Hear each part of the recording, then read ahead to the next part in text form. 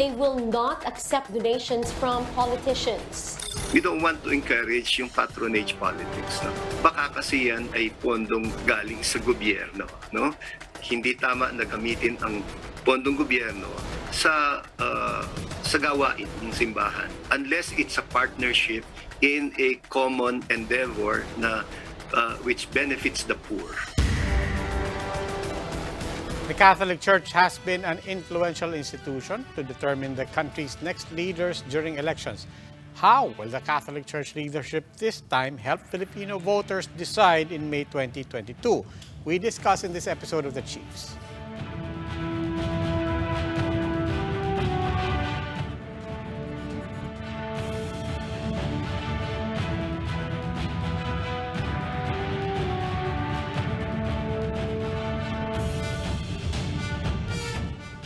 Welcome to the Chiefs. Ako po si Robbie Alampay. Kasama po natin from Manila online, Ami Pamintuan of the Philippine Star. And kasama po natin dito sa Mandaluyong in our studios, Ed Lingao of One News. Chiefs, good evening.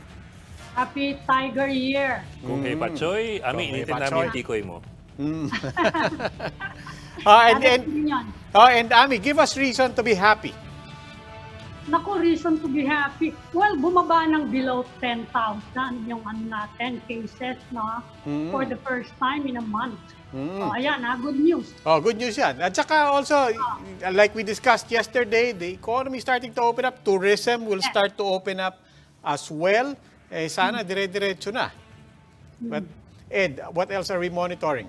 Well, today is the last day of Commissioner Guanzon. So effectively, at 11:59, that's her last minute before she retires. And we haven't seen any sign na ilalabas o ipopromulgate yung decision. And now she's also pointing to a reshuffling, reassignments within COMELEC beyond her retirement. Si Commissioner Casqueo, sinabi niya, mapupunta yan sa Division 2. And then, so, cascading yan, sunod-sunod, it will affect other cases as well. Inting goes to Division 1 kasi they're both the remaining senior members of the commission, and now they have to take over as presiding commissioners. And in the meantime, nag-hint na siya kung sino yung senator, di ba? A senator daw from Davao.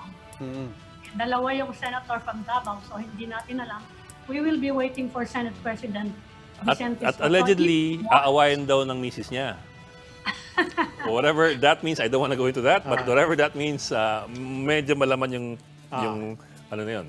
We'll touch a bit more on the elections and politics later on.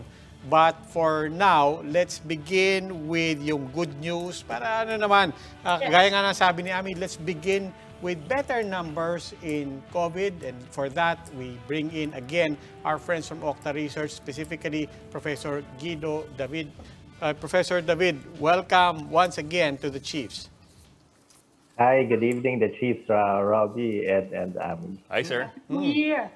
Hi, Professor. Yes, happy. Professor David, you had some optimistic projections as early as 2 weeks ago.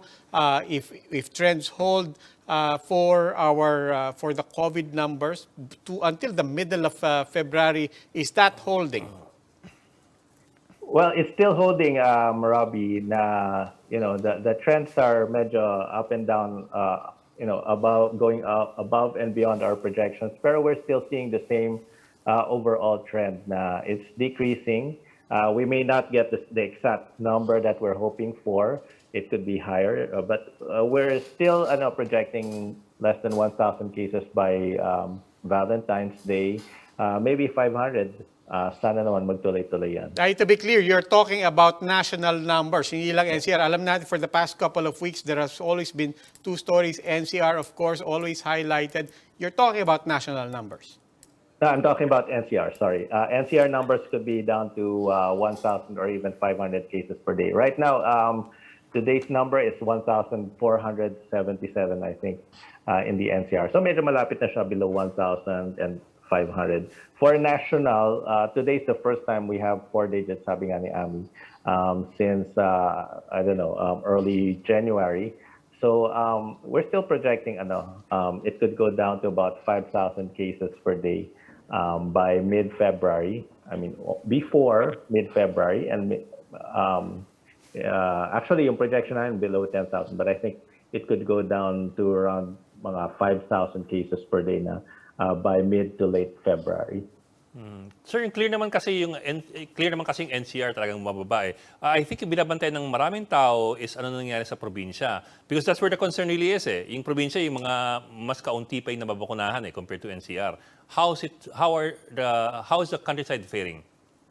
Well, the good news, Ed, is most of the provinces and LGUs are now on a downward trend. Most. Kasi alam naman natin, hindi sabay-sabay yung trend. It started in NCR, and then like a wave, it propagated outward. So, una nadama yung Calabarzon and Central Luzon. So, kung sino yung unang nagkaroon ng surge, sila rin yun usually unang nagkakaroon ng recovery or downward trend. And right now, we're seeing I think all of Luzon is on a downward trend, meaning nag-peak na sila. And in Visayas, nakikita lang natin na may significant growth rate pa, meaning nag-accelerate pa, would be Negros Oriental because medyo late nagsimula yung surge sa Negros Oriental. And then in Mindanao, sa Davao City, it's going down. And Cagayan de Oro also, I think it's going down. But in some provinces in Mindanao, it's still undergoing a significant growth rate. So meaning pataas pa sila. So if we think of it as a series of waves, pababa na sa Luzon and most of Visayas, and then sa Mindanao, parts of Mindanao. Pero sa ibang parts ng Mindanao, pataas pa lang wave dun. So considering those trends, you think 2 weeks will be enough to determine kung tuloy-tuloy na nga itong pagbaba na po? Kasi even this early, hinihingi na ng ibang group, especially the business community, of course, gusto nila mag-alert level 1 na as soon as possible. You think until February 15, okay na yan, na mag-monitor tayo ng impact ng alert level 2, easing restrictions? Yeah, definitely. I mean, usually it takes a few days before we see the impact of the new alert level. So siguro by February 15, we have enough information na. Kung NCR lang naman yung ibababa sa alert level 1, I mean, of course, we could look at it middle February or end of February. We'll still have to monitor the trends in hospital utilization, positivity rate, and yung other metrics such as yung reproduction number. So ngayon, sa NCR, the positivity rate, I checked today, it's down to 15% na lang. So it's going down fairly quickly. Nung peak niya, around between January 11 to 15, andun tayo sa almost invisible zone, above 50% positivity rate. So from 50% down to 15%, it's a clear trend na may pagbaba talaga ng cases because, even before, I think maybe last time we talked, some people were concerned na maybe we're not seeing the complete picture, pero now we're definitely seeing the complete picture kasi the positivity rate is really slowing down. See, may good news talaga kapag New Year. You're of course also tracking as yung facilities natin. I mean, what are the numbers telling us with regards to how hospitals and our resources there are being used? Well, Robbie, at least for example, the NCR and Calabarzon, when we tracked it, all the hospitals are already at low risk or low occupancy, meaning it's already below 50% occupancy sa mga hospital beds natin. And this is good news. Even during the peak of the surge, hindi naman na-overwhelm yung hospital system. Well, in terms of the hospital beds, we know na medyo na-overwhelm sila in terms of staffing capacity because many frontliners, healthcare workers got COVID. But now we're seeing that the recovery is good. So healthcare system is healthy. For provinces, syempre, that's something we're checking. Medyo, for example, right now I'm looking at in Mindanao kasi that's where part of is still ongoing. Iligan, for example, has low healthcare or hospital bed occupancy, pero the others are a bit high, nasa 50 to 70%. That includes Cagayan de Oro and General Santos. And then Zamboanga City, 74%. So, but siguro, I mean, relatively high, but not as bad as last year's surge. Mm-hmm. Sir, are we? Go ahead, Amy.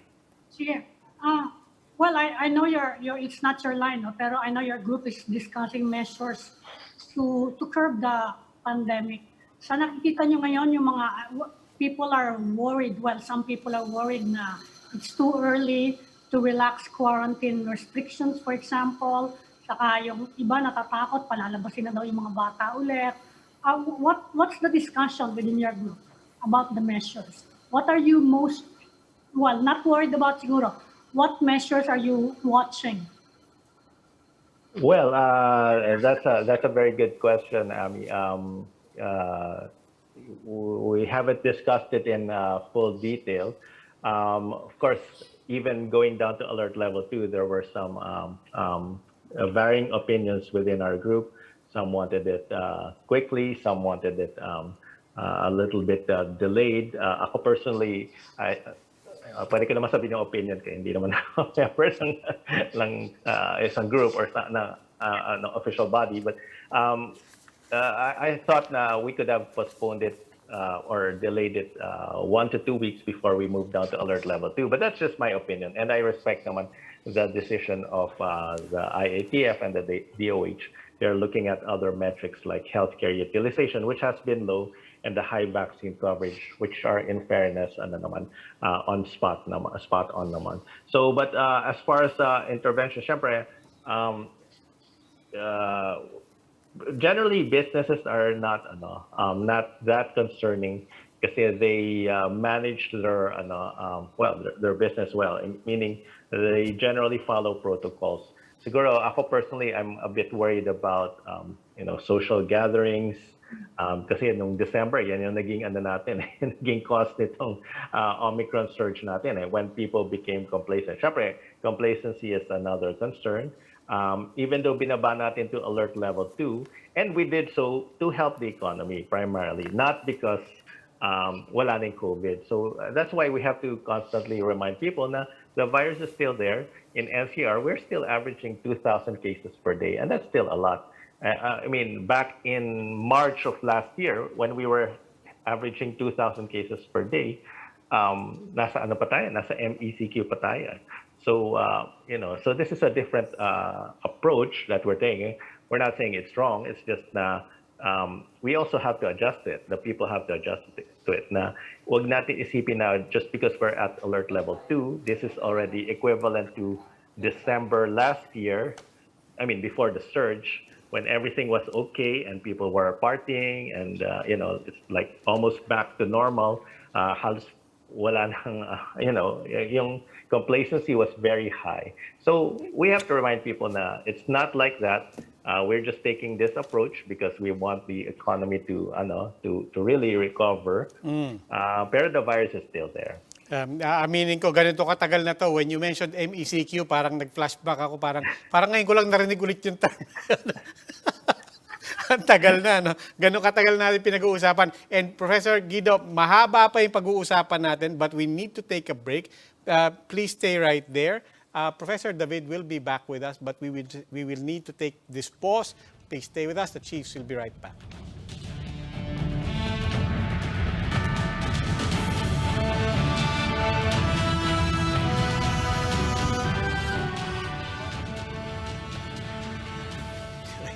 MCQ.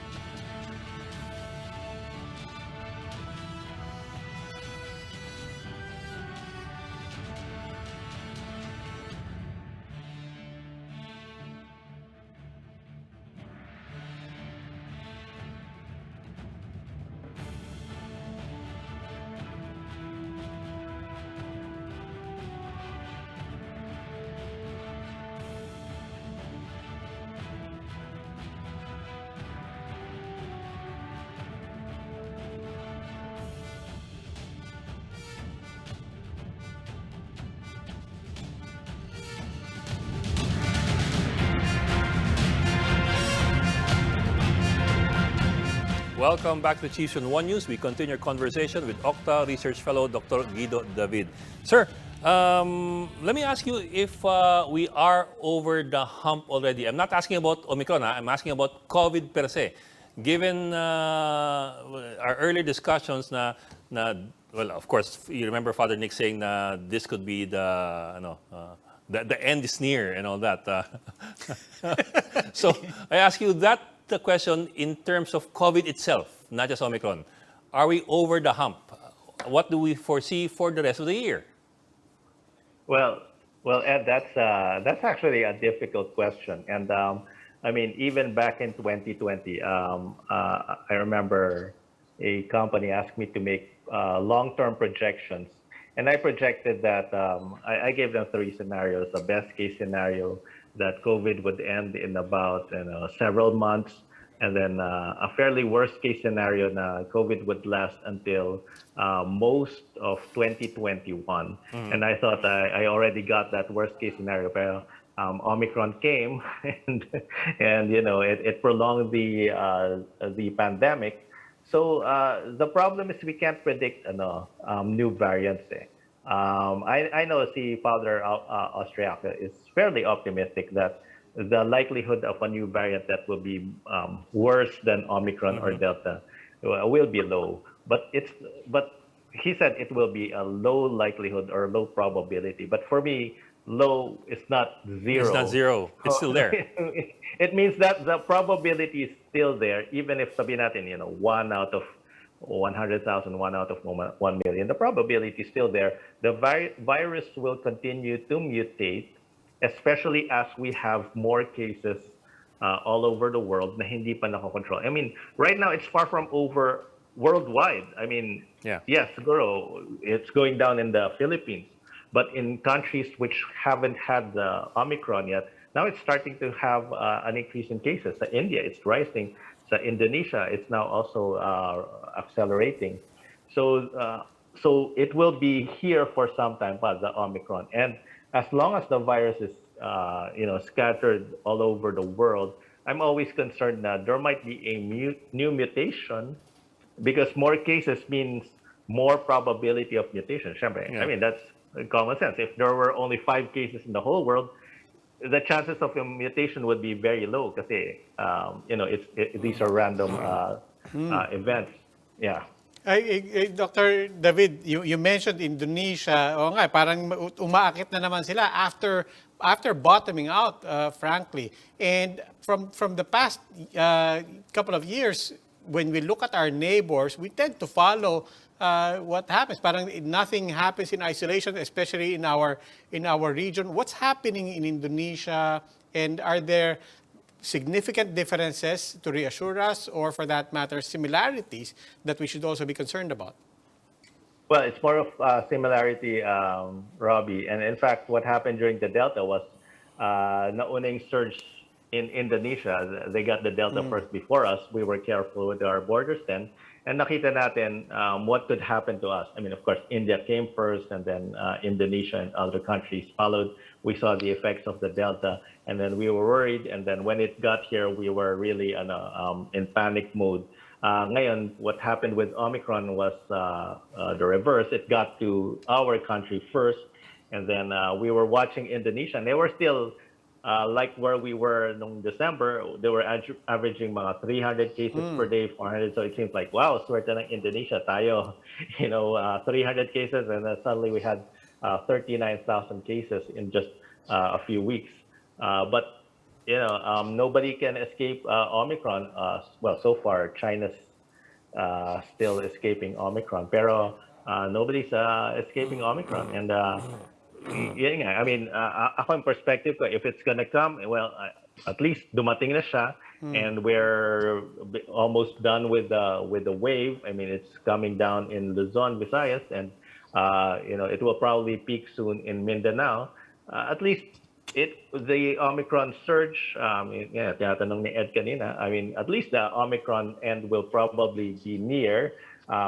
We're not, of course, concerned with the BA2 subvariant, because it turns out it's already here. So there's nothing to be worried about right now, except for a new variant that will mutate from somewhere if that happens. Pero wala ba kayong discussion about the impact on children considering that we are planning to reopen fully yung in-person classes now? Kasi we've seen the behavior of Omicron, especially the BA2 variant. And ang tinatamaan talaga niya yung mga the elderly, yung immune compromised, and the unvaccinated children, di ba? Is there any discussion in OCTA about the risk na possible kung sakaling mag-full opening na tayo sa school? Well, definitely. I mean, that's a real. There's a real risk there with children, and hindi naman nakabase yun sa decision makers because it will also depend on the parents all over the country. Kasi even if the government says, okay, sige, we'll have face-to-face classes, if parents are not in favor of having their kids vaccinated or not in favor of having their kids take the risk of going to school, then of course it will affect things. I mean, I can't remember if we had survey on that or another company had a survey on school children or resuming face-to-face classes. Pero I would assume anecdotally na it would be fairly divided. Some parents would be open for it, and then there would be some parents with hesitancy, and that will definitely affect our plans. So the best way to combat that, of course, is pag mag-reopen tayo for schools, the risk would be very low. Tulad ng what we saw last, the risk is very, very low. But at this time now, we still have 9,000 cases per day and 2,000 in the NCR. That's still a significant number. Na for sure there will be some parents who will be concerned about sending their kids to school. Well, it turns out na if we're planning for a return to school, I think the school year starts around June, so there's still time for us to see if cases will drop down to what we saw in November and December. How are we doing with boosters? And I mean, at the same time, I'm also curious, dun sa second shot, I mean, of course, the boosters become important because we've been talking about waning efficacy. And I remember the last time we were asking about it, sinasabi ni Father Asriaca, wala pang data I mean, specific to us. Pwedeng iba-iba yung experience ng iba-ibang country. I'm just wondering, is there data now on people who have gotten their second boosters once they hit 4 months, 6 months, 8 months, whatever it is? What is the decline in efficacy in the second shots among Filipinos? And relative to that, kamusta ang boosters natin? Well, I don't have the data still, this boosters, like how many people have gotten their boosters. And about the data, specifically for Filipinos, I don't have that either. But based on other studies and my correspondence or, my discussions with some of our doctors, for example, si Dr. Benjamin Ko, what he explained was that generally we have a waning efficacy. When we get vaccinated, we'll get antibodies, and then the antibodies, the protection against COVID will decrease within 3 to 6 months. Pababa na yan. And that's the same thing when we get a virus. We got the Delta. We have immunity at that time, but the immunity level will wane also over time. And that's the same thing now with Omicron. Right now, we're seeing a significant decrease in cases in the country because we have some level of immunity against Omicron. So those who got the Omicron, they have antibodies against Omicron. But again, this is not permanent. The antibodies will not be there forever. Even after 3 to 6 months, the antibodies, the level of protection again will start to wane. And at that time, there's a new variant or even maybe Omicron, we could people could get reinfected again kung nag-waning immunity nila. And that's why boosters are important, because if we get boosted every, sabihin natin every 6 months, that will keep our protection level very high or at a significant level. Kumbaga hindi bumababa yung level of protection, and that will not open us to vulnerabilities in terms of the virus, even if it's the same virus or to new variants. So that's the function of boosters. Parang kumbaga, we really need something periodically injected into our bodies, whether it's natural, naturally acquired antibodies through exposure to the virus, or by getting the vaccine or getting the boosters. Okay. Maraming salamat for joining us tonight, Professor Guido David of the Octa Research Group. Thank you, sir. Ingat po. Thank you. Happy Thank you. Chinese New Year. Happy New Thank you Year. much, Choy. Pachoy. Yeah.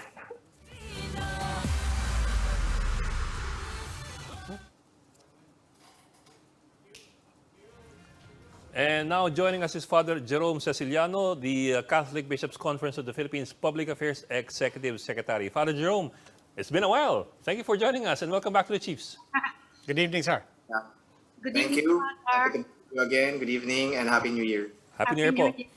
Father, we understand that the CBCP is going to release a pastoral statement maybe by the end of February. Is that the same as a pastoral letter or is it different? And could you give us a sneak preview of what's inside? Well, we cannot actually tell what's going to be the content of the pastoral letter that will be issued this coming February, aside from saying that it's going to be about the elections. But the details of which we do not know. According to the Catholic Bishops' Conference of the Philippines President, Bishop Ambo David, the consultations with other communities from within the church are ongoing, and the bishops wanted also to listen and to hear the thoughts of these different communities from within the church, so that when they issue that pastoral letter, it's really going to be a reflection of what's in the mind of church people. You mentioned po yung consultations. We understand there was an online plenary assembly of the CBCP last week. What were some of the concerns or the interests mentioned there? Well, during the plenary assembly of the CBCP, of course, I am not a bishop, so I wasn't there. I wasn't involved in the discussions. But after the plenary assembly, there was this media forum, media conference that was held. And the Catholic Bishops' Conference of the Philippines officials read to us the pastoral statement regarding ecology. So I think that's one also of the things that they discussed about, and it's already out in the open. The public knew it already, and it's quite really very relevant to listen to this pastoral statement because we really need to take care of our planet. That's the content. That's the gist of that statement that was released. Father, you've heard several of the candidates granting interviews to different organizations, no, not just media. So we've had a preview of what's in store kung sakaling manalo itong mga to.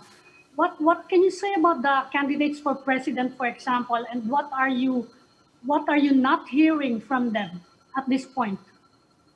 Well, maganda dahil yung mga tinutumbok naman sa mga interviews nila. Yung ilan po dito ay may kinalaman naman sa mga isinusulong ng simbahan. But I'm going to be very kumbaga direct to the point kung anong gusto malaman dito ng simbahan. As a church, we are actually guided by the Catholic social teachings. At kapag sinabi kong Catholic social teachings, malapit sa amin ang mga prinsipyo ng number 1, common good, and then of course, human dignity, solidarity, and subsidiarity. So, napakaraming issue ng ating pong bayan. Pero titingnan natin yung mga issue na to kung nai-involve ba talaga dito, hindi lamang yung kanilang personal na interest, but of course, the interest of all. So we're so concerned about that. And of course, pag sinabi nating unemployment, pag sinabi nating drug war, may kinalaman din ho yan sa human rights. Isama na rin po natin ang edukasyon, pati na yung health concern natin, human rights din po yan. So nakikita natin dito, yung po bang mga issue na binanggit ko ay natutugunan din po ba nila? Ano yung malinaw na programa nila, plataforma nila patungkol dito? And then of course, yung iba pang mga bagay-bagay, we are going to wait. The campaign period is going to start February 8. And of course, this is the time that our candidates will be going around in order to address the Filipino people. And of course, mas malawak pa siguro yung madidiscuss nila at mailalahad nila sa publiko. So, wait and see po tayo. Well, Father, I understand that of course, you can't talk about the pastoral statement yet with regard to the elections.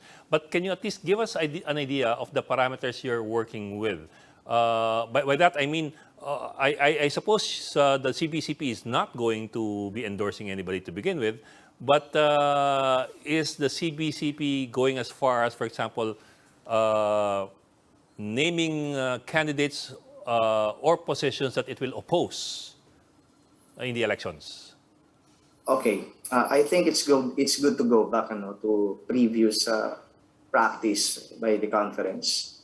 Hindi kasi natin nakitaan na ang Catholic Bishops' Conference of the Philippines ay nagbabanggit talaga ng mga kandidato na mga dapat na hindi iboto o kaya dapat iboto. That's already tantamount to endorsement. So looking back, we didn't see the conference doing that.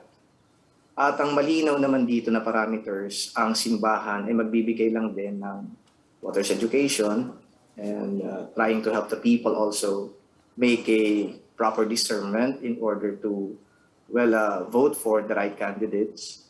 At hindi rin natin nakita dito na yung institution mismo, yung CBCP mismo ay kumbaga nagbanggit ng mga mali na ginagawa ng isang kandidato kaya dapat yung kandidatong ito ay hindi mo dapat iboto. Yung tinatawag nating negative campaigning. So siguro yung nakikita natin sa publiko, may mga ilan-ilan na individual ang gumagawa nito. But I'd like to make a distinction between an individual priest or bishop for that matter, and then of course the institution itself. When we speak of an individual priest, he is a voter, and then he's a Filipino, and so therefore he has a right to express his opinion, at siguro magbanggit ng kandidato na gusto niya at ng kandidato na ayaw niya. But when it comes to the institution, it's very clear. Sabi ko nga, from history, wala naman tayo nakita na ginawa ng CBCP na nag-endorse o di kaya nag-negative campaign. Yeah, Walang pong ganun. But Father, follow up lang ako doon kay Ed. Without having to endorse any individual or any candidates, will you be helping to frame the elections? The way you see its importance in this moment in time. And as you try to help to frame it, what are the issues that you think should be highest in mind or should be at least included in the considerations of Filipinos? Well, I told you a while ago about the principles that are very close to the Catholic Church. Sabi ko dito, yung human dignity, human rights. Kaya kanina ay tinry natin na himay-himayin yung mga konkretong issue talaga na may kinalaman din sa common good, human rights, solidarity, subsidiarity. Pero I think highest in the category na mga dapat na pag-usapan natin, palagay ko yung human dignity kasi pasok dito lahat eh. So maaring sa ibang tao ay abstract yung human dignity, but then if you're going to look at the issues, sabi ko nga, yung pinapatay, may dignidad dyan. Yung mga nasa slums, for example, na walang maayos na kabuhayan, pasok dito yung human dignity din. Yung mga hindi nakakapag-aral, karapatan din nila yan, human dignity din. So therefore, I would think that that concept or that idea of human dignity, human rights for that matter, ay talagang mataas yan doon sa dapat na pag-usapan. Well, you mentioned abstract concept and discernment. Sa tingin nyo, the majority of our voters have enough discernment to even care about this concept? Naiintindihan ba nila or they don't care? Or kasi marami nagsasabi, people now are so vulnerable to what they see on social media. They swallow anything, everything. Napakadaling mapapaniwala. What do you think of the voters? This point? Well, number one, it's really going to be very challenging for the church to make these abstract concepts very concrete. Kaya yung pong mga naatasan na magbigay ng voters education ay hindi lamang mga prinsipyo ang dapat na ipaliwanag sa taong bayan. Kinakailangan yung mga prinsipyo nakapaloob din dito yung mga konkretong kalagayan nila. Kaya binanggit ko yung mga ilang issue para kahit papano, nasasalaminan nila ngayon, nakikita nila ngayon, ganun pala yung human dignity. Ganito pala yung common good. So yung mga detalye nito ay, of course, mas matatalakay natin kapag talaga ay ginagawa na itong voters education. And of course, I do agree with you that a lot of people maybe are not so keen on these abstract concepts. Kasi sa kanila, gutom ako kailangan ko ng pagkain.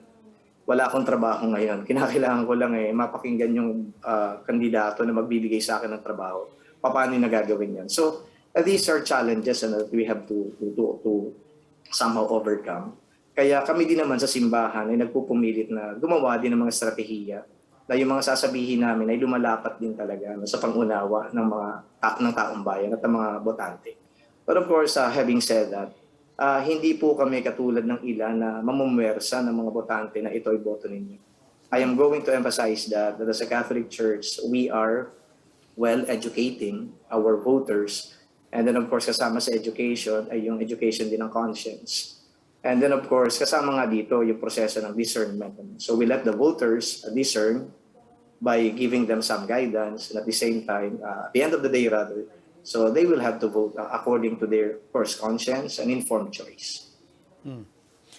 Father, Halimbawa, na-link ba ng mga, do you think the masses can link, halimbawa, the impact of corruption or human rights abuses sa sitwasyon nila sa buhay? Nako-connect ba nila yun? Can they connect? Okay. Maganda pong tanong yan, kasi I think that was 2 weeks ago. We priests in the Archdiocese of Manila had a meeting, at meron kaming isang political scientist na in-invite. At isa sa mga pinresent niya sa amin dito ay yung survey kung ano daw yung mga issue na malapit sa puso ng mga Pilipino. Pero na-surprise kami kasi yung pong human rights issue, pati na rin yung corruption, mababa So hindi yun ang concern nila. Ang talagang concern ng tao, yung binanggit ko po na kagutuman, kawalan ng trabaho. Kasi these are existential needs. So we cannot blame people. We cannot blame people.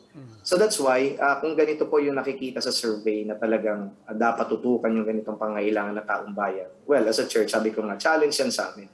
Kung papaano din namin may papamukha sa kanila, may papaliwanag sa kanila, na actually lahat ng isyong ito ay connected So hindi yan interdependent, They are actually very much connected. Well, when we speak, for example, of corruption, yung karapatan nila nawawala din karapatan ng mga taong bayan. Kasi imbes na mabigyan mo yan ng tamang pabahay, mabigyan mo yan ng pagkain, social services, kung nabubulsa naman yan, halimbawa ng isang kandidato o ng isang politiko, so wala na yung karapatan nila dito. So that's why yung sinasabi natin dito, people should realize, and we are going to make them realize, that each and every issue is actually connected to one another. And then kapag napagtuhog-tuhog po natin ito, let's see kung ano magiging impact niyan sa taong bayan. Father, hindi lang po yung pagtuhog-tuhog ng mga issues, but what about yung pagtuhog-tuhog ng ating kasaysayan?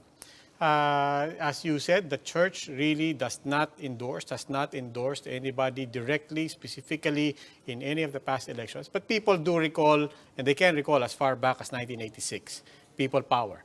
And at that moment in time, let's forget the elections. But when the time came for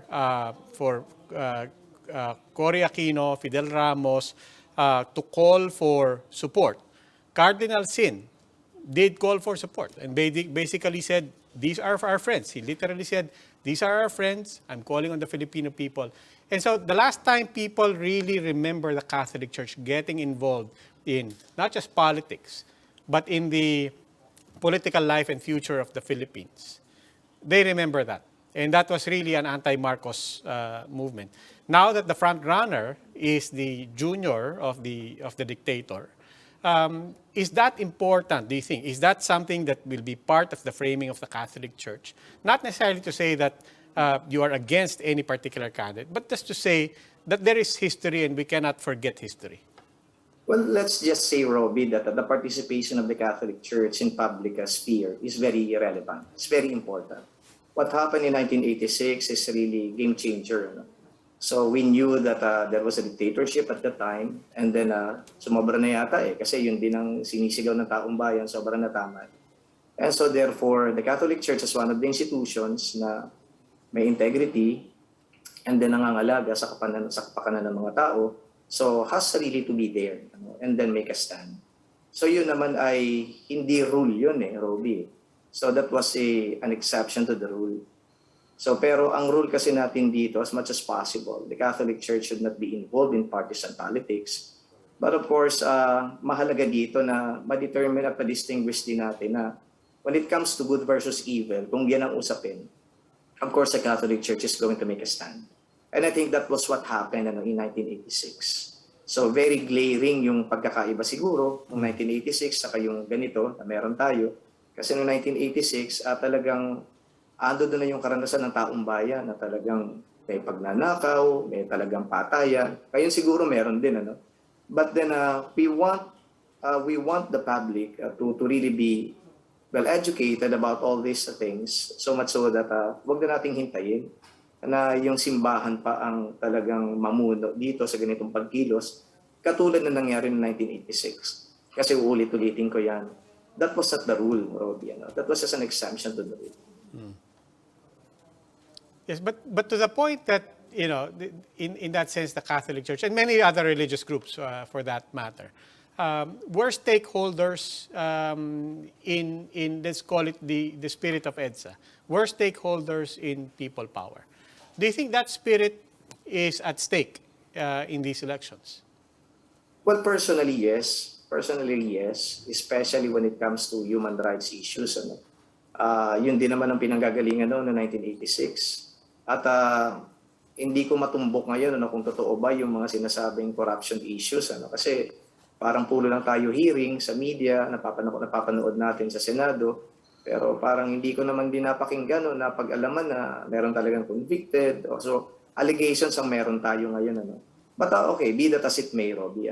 Sabihin na lang natin na, well, the church is going to really observe, and the church is really going to do everything in her power to educate the people, to help the people discern, and then of course to lead the people. But when I say leading the people, it doesn't mean that the church is going to be at the forefront of the battle, political battle.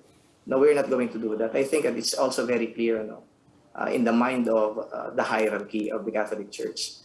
I guess it's safe to say that it's the laity who should be in the forefront of the political battle.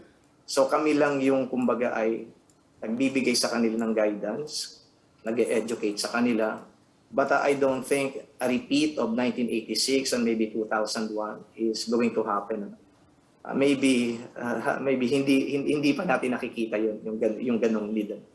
So ang gusto nating makita dito ay the laity, the lay people, which comprises the majority of the Catholic community, ay sila dapat yung talagang ando doon nasa harap, na lumalaban, nagpapakita ng kanilang atapang para sumpuin natin yung ganito mga pang-aabuso at para hindi ma-undermine yung ating democratic processes. Father, sundutin ko lang yung, I think, yung pinatutungan ni Robbie. Yun nga po, the church did take a position in 86, at least church leaders did take a position in 86. And you do acknowledge that.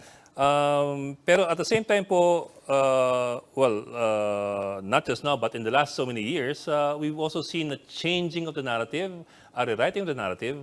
And I think it's also a narrative that the church had adhered to in 86 and perhaps until now. So with that in mind po, how does the church view the changing of the narrative?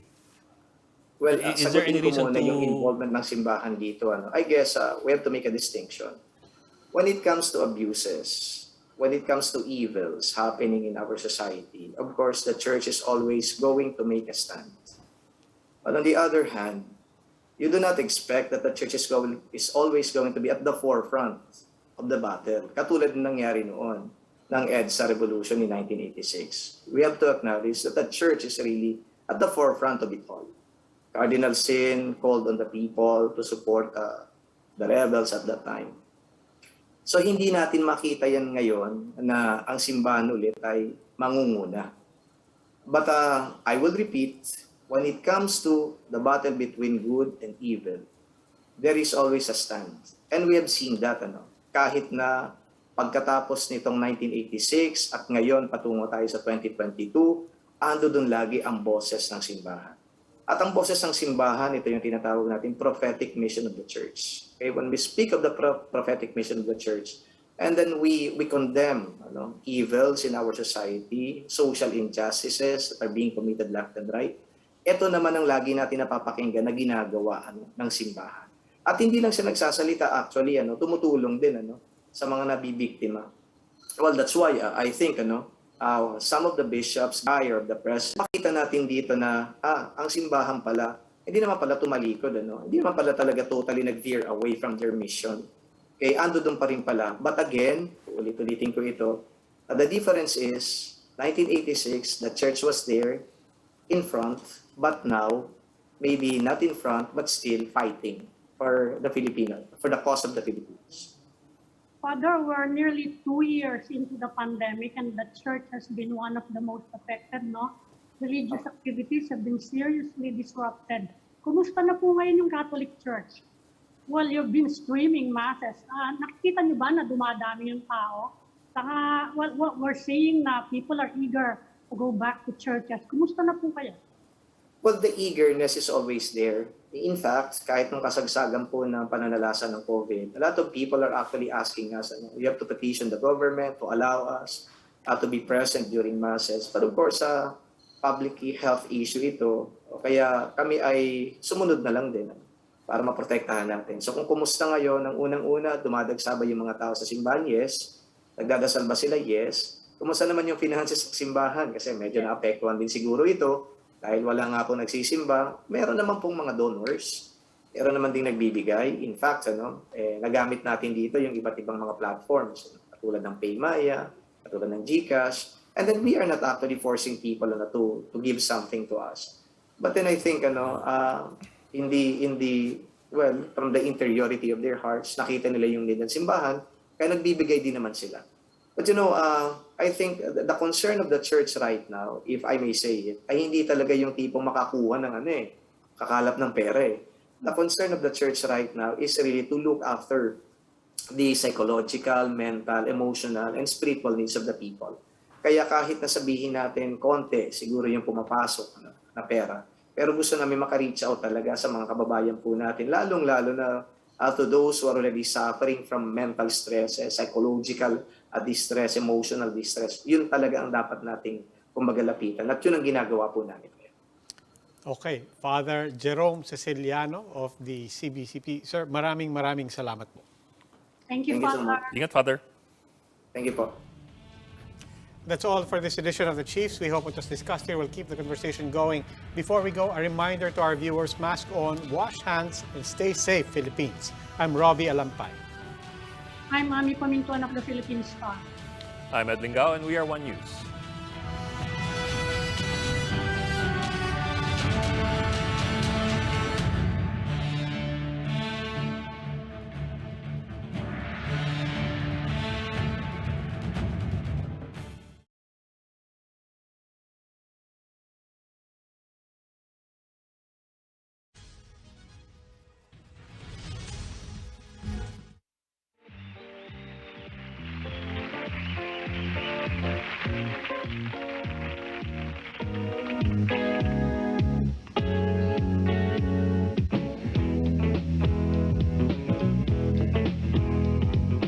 Friday night, it was late, I was walking home. We got down to the gate, and I was dreaming of the night. Would it turn out right?